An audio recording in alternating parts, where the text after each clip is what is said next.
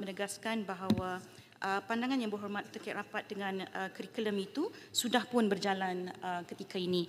Antara perkara yang sedang kita lakukan ketika ini termasuk membuat persiapan berkaitan kurikulum 2027, kurikulum yang baru, yang mana dalam kurikulum ini terdapat satu mata pelajaran yang sangat penting yang menjadi teras kepada semua, iaitu pendidikan karakter.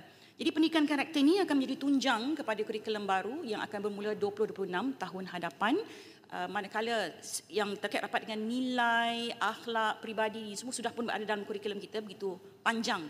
Jadi untuk pengkhususan kurikulum baru ini, atas saranan itu, maka kita telah pun meletakkan bahawa antara perkara yang paling penting adalah terkait rapat dengan pendidikan karakter ini.